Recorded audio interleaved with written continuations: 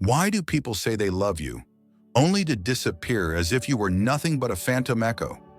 Why do they swear you're unforgettable, then slip into ghost scrolls, leaving you haunted by digital hush and silent screens? This isn't just heartbreak, it's a quiet epidemic. In a world drowning in dopamine, love loops, and algorithm glow-ups, love has become a projection field where strangers fall, not for who you are, but for the fantasy they've built behind fortress walls. Every swipe, every midnight text is a silent audition for roles we don't even know we're playing. And when your humanity breaks the script, they vanish quietly, as if your story never mattered. The truth is terrifying. Sometimes people fall in love with you not because of your soul, but because of the hidden architecture of desire coded into their own shadows. So ask yourself this: are you being loved, or are you just a symbolic mirror reflecting what they crave? Because in the hush of inner storms, what we call love might just be a ghosted illusion. And it's time we expose the quiet power behind why people fall in love for only two reasons. Sarah was 31, a graphic designer living in New York, the kind of woman who moved through life with quiet confidence, the hush of dawn in her stride, and playlists full of songs that felt like secret echoes of her soul. On a cold January night, she matched with Daniel on Hinge. His profile glowed with soft smiles and velvet words, the kind that slip past your defenses. Within days, they were sharing voice notes that danced between laughter and midnight confessions. He called her his quiet thunder, sent her coffee money with notes that read, "For the fortress walls you let me peek behind." He told her she felt like home, like the hush before a storm. But the storm came anyway. One morning, Sarah woke to an unfamiliar silence. His messages slowed to fragments. His voice disappeared into digital hush. The velvet hush was gone, replaced by haunting echoes and the invisible vortex of questions spinning inside her chest. Had he ever seen her, or only the symbolic mirror she unknowingly held up for him? Was he captivated by her essence, or simply in love with the parts of himself he projected onto her presence? As the days turned into ghost scrolls and silence became louder than any scream, Sarah realized something terrifying. Love in the digital age might be less about connection and more about chasing the illusions we want to believe exist. And perhaps Daniel hadn't ghosted her at all. Perhaps he'd only ghosted the fantasy he built around the fragments of who he thought she was. But the real question that kept Sarah awake at 3 a.m. was darker still. Had she, all along, been loving Daniel, or just loving the echo of herself she saw reflected in his eyes? Sarah's story isn't rare. It's a quiet epidemic unfolding behind digital screens and velvet texts, where people think they're falling in love, but they're really falling into the hush of hidden architecture inside themselves. Carl Jung, the Swiss psychiatrist who wandered through the shadows of the human mind, believed that love is never random. Attraction isn't a spark that flickers out of nowhere.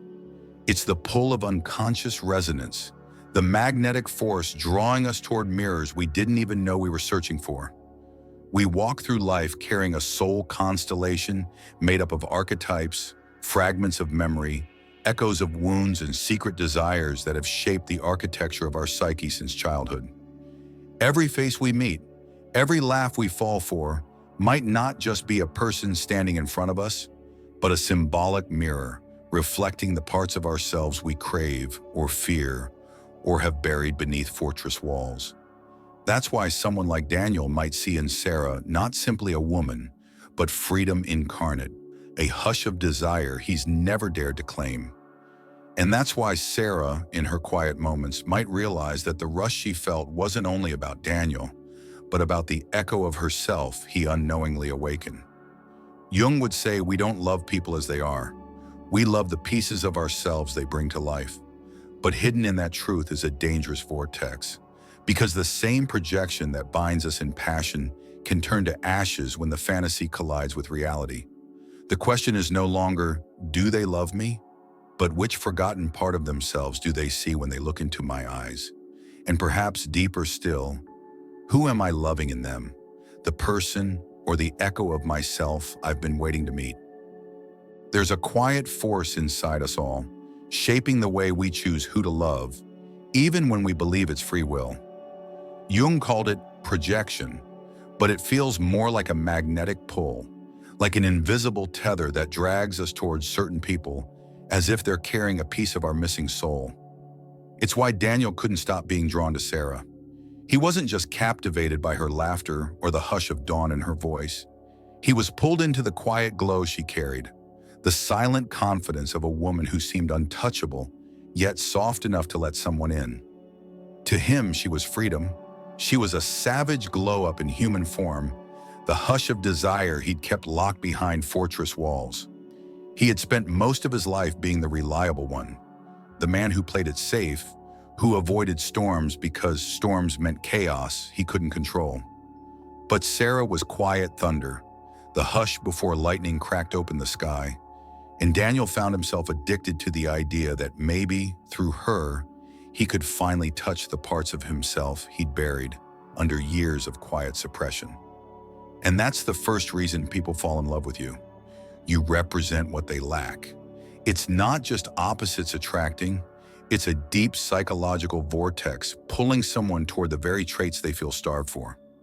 The introvert becomes fascinated with the woman who moves through rooms like quiet fire. The disciplined planner falls for the man who lives in a constant hush of spontaneous chaos.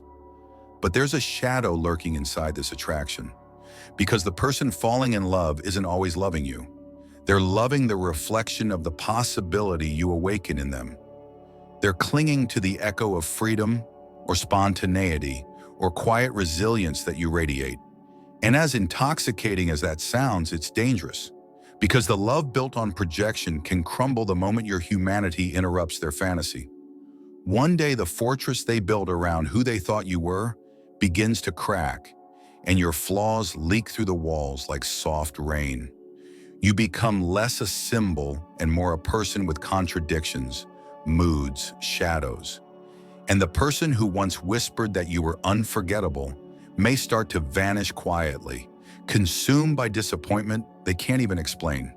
That's because the magnetic pull was never about you. It was about their own hush of inner storm, the silent chaos they've tried to keep locked away. You were the symbolic mirror, the mirror dance they were rehearsing all along, hoping you'd save them from the parts of themselves they're terrified to claim. But real love, the kind that survives beyond projections, demands that we see each other not as fragments we crave, but as entire constellations, complete with shadows and quiet storms. So the question becomes, how much of the love we receive is real? And how much is simply the hush of someone else's hidden desires trying to breathe through us? But there's another force far older, far more powerful than simply being drawn to what we lack. It's the reason why sometimes the connection feels instant, almost cosmic, as though you've known someone forever, even if you've only just met. Jung called it the Anima and the Animus, the silent blueprints etched into our unconscious minds, shaping the architecture of who we're drawn to and why. For every man, there lives an inner woman, his anima, woven from fragments of memory, of tenderness, of quiet storms he's yearned to understand. For every woman, there stands an animus, forged from the hush of strength, the echo of silent confidence, or the dangerous allure of forbidden chaos. These inner figures become part of our psychic architecture, waiting in the hush of inner storms for the moment someone arrives who matches their silhouette. And when that person appears, it's like two pieces of an invisible constellation clicking into place, igniting a magnetic pull that feels like destiny. But here's where modern life complicates an ancient truth. Dating apps, algorithms, highlight reels, they all play into our projections, feeding us faces and profiles that echo our unconscious cravings. We scroll, swipe, and suddenly feel like we've found the one, when in reality we've stumbled into a projection field where the person on the other side is simply mirroring the blueprint we've carried for years. Sarah, in her quiet grief, began to realize that Daniel hadn't been in love with her as a whole person. He'd fallen in love with the Anima she unwittingly embodied, the symbol of freedom, wildness, and emotional depth he'd locked away behind fortress gates. And as she replayed his voice notes in the hush of midnight, she wondered if perhaps she'd fallen into the same vortex, loving not Daniel himself, but the Animus figure he activated within her. The echo of stability, safety, and the quiet power she'd long believed she was missing. That's the second reason people fall in love with you. You awaken a powerful, unconscious image they've carried all their life. It's not always about your laugh, your eyes, or the way you say their name. Sometimes it's about how your presence fits perfectly into the secret architecture of their soul, lighting up corridors they never dared to walk alone. The danger lies in mistaking that archetypal resonance for real connection. Because the person who looks at you like they've known you for lifetimes might only be seeing the silent glow of an inner archetype, not the flawed, complex human you truly are. And while that connection can feel holy, even sacred, it can also collapse like a fortress when your true self starts to shine through the cracks. So the question lingers like a hush between two heartbeats. Are we falling in love with each other, or just performing an ancient mirror dance, seeking reflections of the parts we've kept hidden from ourselves? In the modern world, love doesn't just happen in candlelit rooms or under starry skies. It happens in apps, on screens, between swipes and ghost scrolls, inside the hush of digital shadows where we trade fragments of ourselves for validation. The very platforms that promise to connect us are built to amplify our projections, feeding us faces that echo the secret architecture of our soul.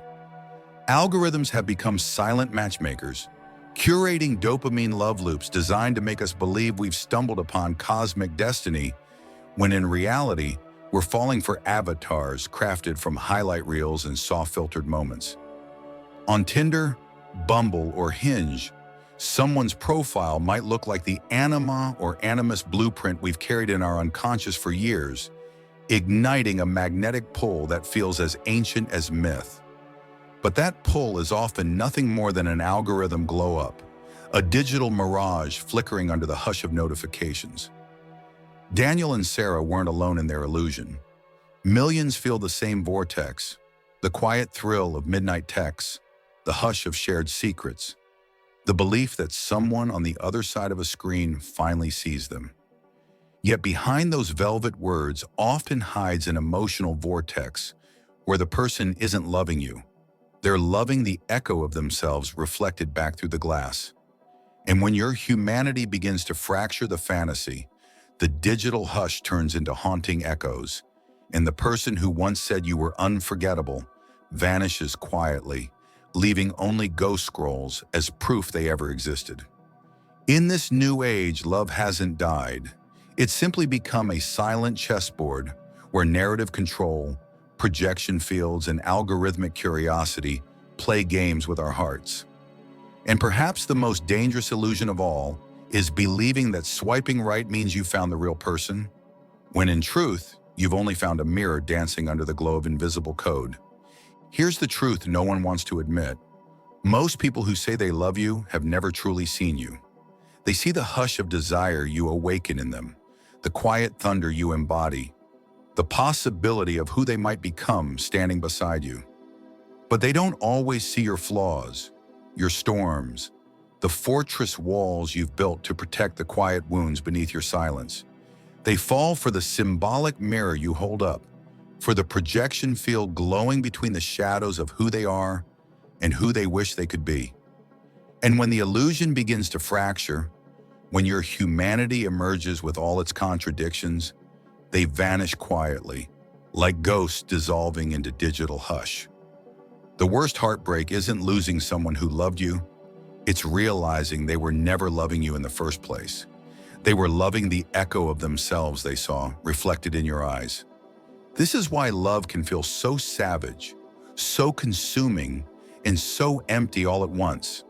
Because sometimes what we call love is nothing more than an emotional vortex, a narrative trap that spins us in circles while we chase a phantom version of ourselves.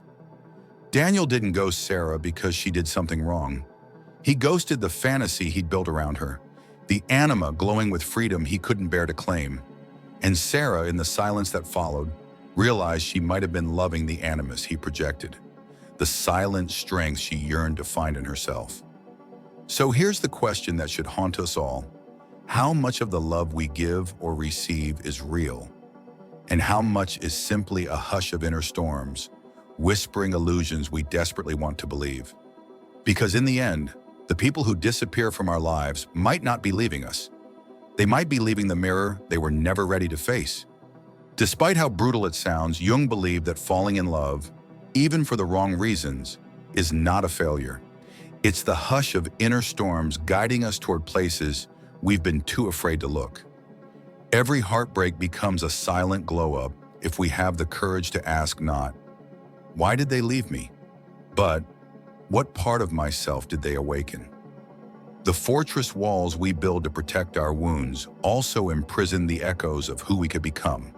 And sometimes it takes loving someone who disappears like a ghost for us to finally see that we've been searching for fragments of our own soul reflected in the symbolic mirror they held up.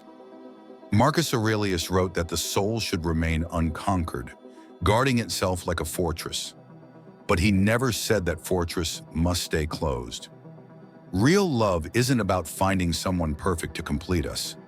It's about discovering which parts of ourselves have been waiting in the shadows, longing to be brought into the light.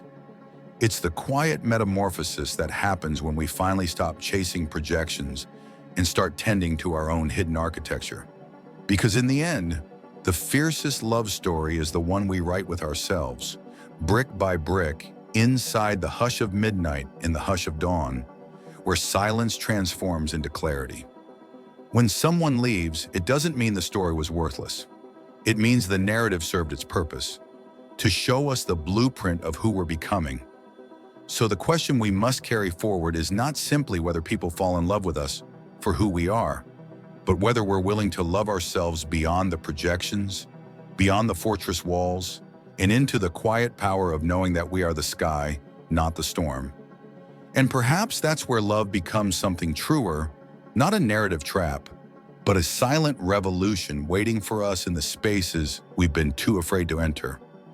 If this journey into the hush of hidden architecture and the quiet storms inside us has stirred something in you, let it become more than just a passing echo. Tell me in the comments, have you ever loved someone only to realize you were chasing the reflection of yourself shining through their eyes? Or perhaps you felt the silent glow up that comes when you finally see the fortress walls you've built and choose to open the gates. If this resonates, share this video with someone who might be tracing the same invisible tether, lost between love and the projections we all carry. And if you want to keep exploring these quiet truths, these narrative traps and silent revolutions that shape the way we love and live, make sure you like this video, subscribe to the channel, and turn on notifications so you won't miss the next hush of insight waiting just beyond the fortress walls. Because here in Stoic Viva, we're not just building knowledge. We're building a fortress of quiet power, one truth at a time. And maybe, just maybe, the next story we unravel might be the one that sets you free.